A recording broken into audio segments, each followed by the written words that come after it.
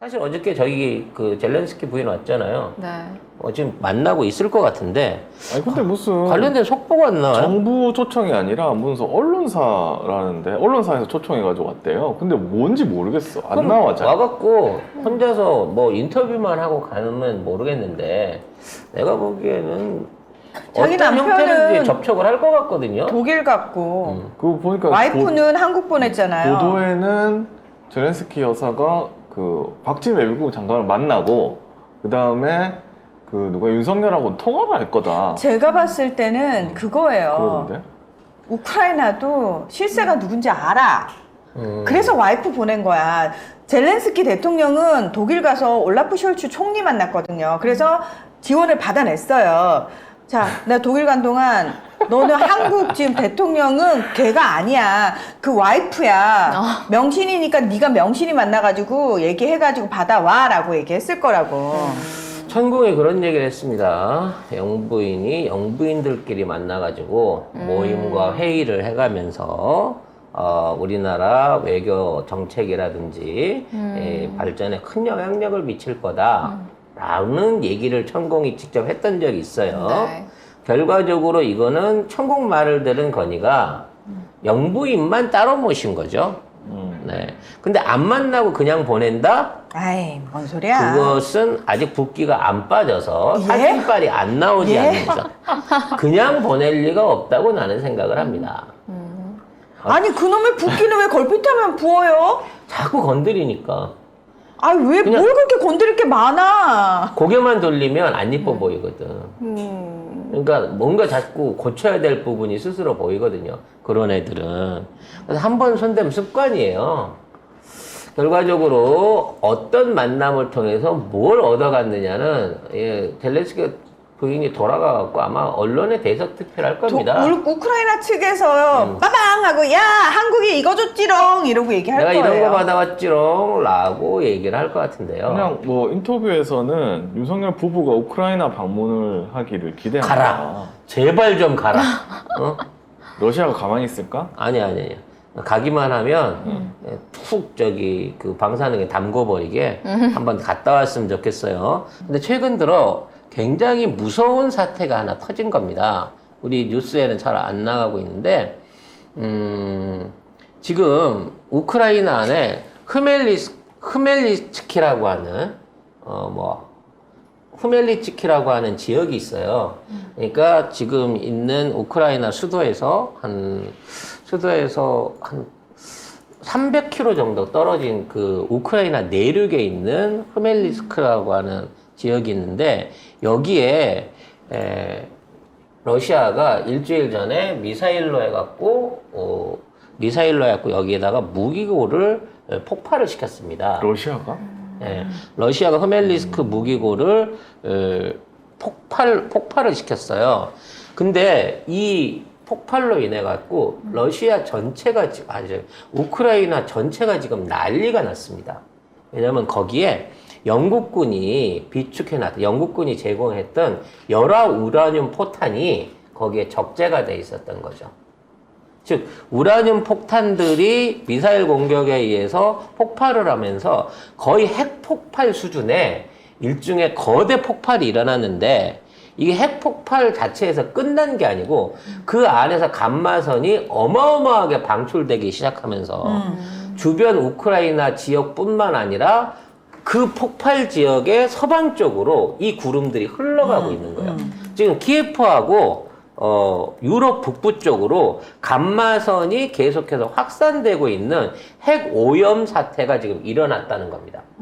여기에 가장 직격을 받을 나라가 폴란드거든요. 그래서 지금 이쪽 포격에 대한 뉴스들이 전혀 안 나오고 있는데 이것 때문에 우크라이나 자체를 영토 전체를 포기해야 된다.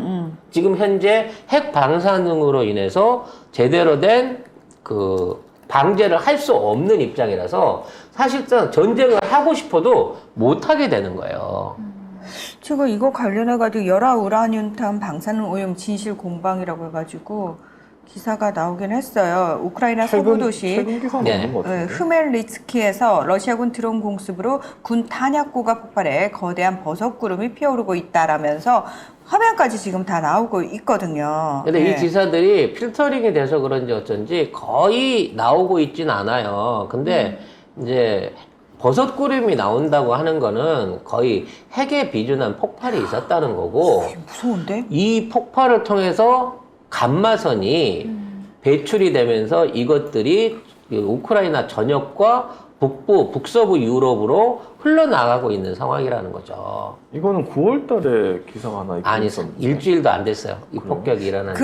이게 지금 이제 아마 오늘 기사 찾아보시면 나올 텐데, 이게, 지금 러시아 매체에서는 방사능 유출됐다는 얘기를 하고 있고, 우크라이나 쪽에서도 이제 젤렌스키와 다른 편에 있는 사람들이 이 얘기를 하고 있어요. 예, 하고 있는데, 그러면서 이제 주변 사람들에게 방사능 흘러나오고 있으니까 대피해라 라고 얘기를 하고 있는데, 이것과 관련해서 우크라이나 군에서는 뭐라고 얘기를 하고 있냐면, 이거는 러시아 선전가들이 퍼뜨린 가짜뉴스다 이게 라고 있네. 얘기를 하고 있는 거예요. 서울신문 기사가 하나 예, 있긴 실제로 있네요. 있습니다, 지금. 그래서 이것 때문에 더 이상 유럽이나 다른 지역에서 병력이라든지 물자를 공급해 줄 수가 없다는 거예요. 지금 핵 오염이 돼 있는 상황이나 마찬가지이기 때문에. 근데 이것과 관련해서 지금 나온 보도들을 우리가 완벽하게 믿을 수가 없는 게, 일단 우크라이나 관련 보도들은 100% 우크라이나 정부 통제 하에서 나온 보도들이고요.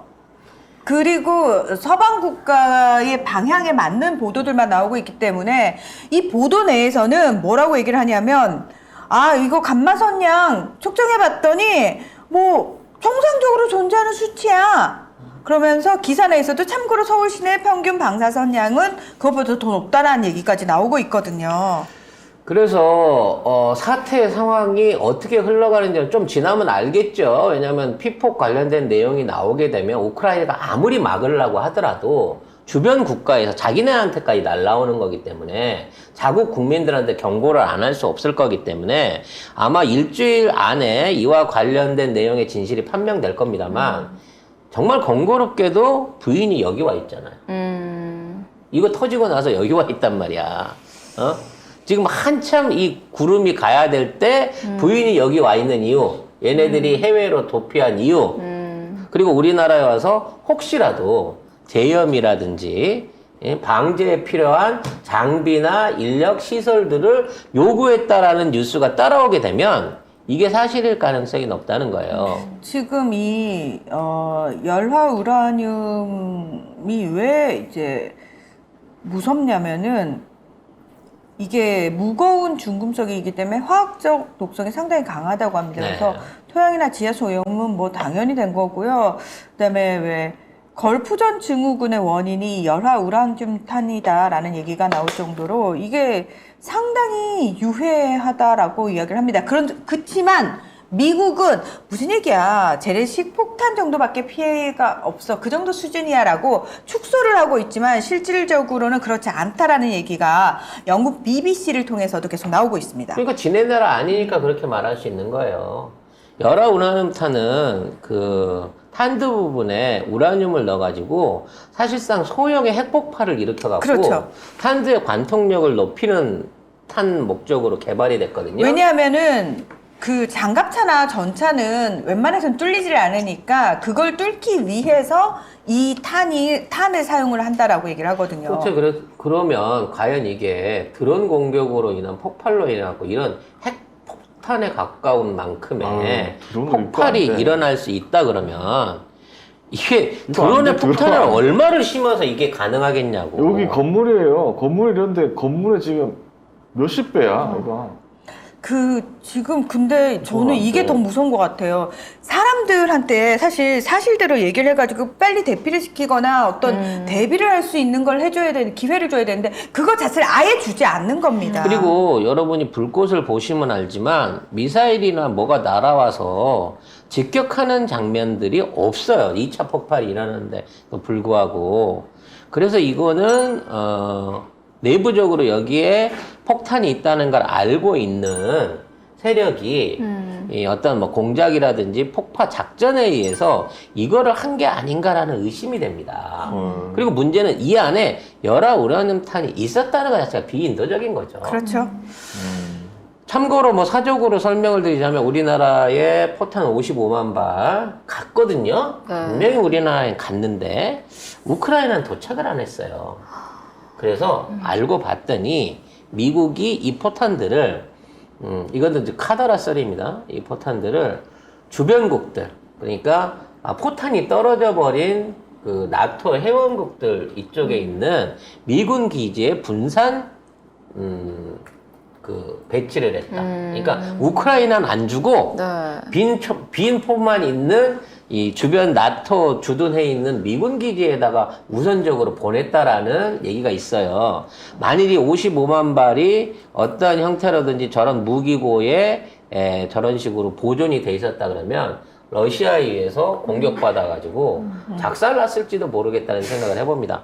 아무튼 이게 방사성 오염 상황이 진행이 된다고 치면 사실상 우크라이나는 핵 공격을 받은 거나 마찬가지인 상태인 거고 더 이상의 군사 수행 능력이 없어진다라고 봐도 될 상황이라는 거죠. 더더욱 평화협의안을 받아들이게 될 가능성이 높아지고 있다는 겁니다. 근데 이런 거 공중파에서 한번 들어보셨어요? 일주일 전에 있었는데 이거 구름 모양을 자세히 보시면 아시겠지만 우크라이나가 수많은 드론 공격을 받았지만 이런 모양의 이런 대규모의 폭발이 없었죠? 없었어요. 예, 없었어요. 그럼 불을 지른다고 해서 포탄이 폭발하진 않습니다. 지금 건물의 몇 배의 구름 엄청난 규모일 이거는- 거예요. 따져놓고 보면. 이거는 상당히 심각한 건데 이거를 아무 이상 없어라고 할 문제가 아닌데. 어찌됐거나 제가 보기에 우크라이나는 더 이상 반격할 수 있는 힘을 잃은 것 같아요. 지금 이제 그 격전지로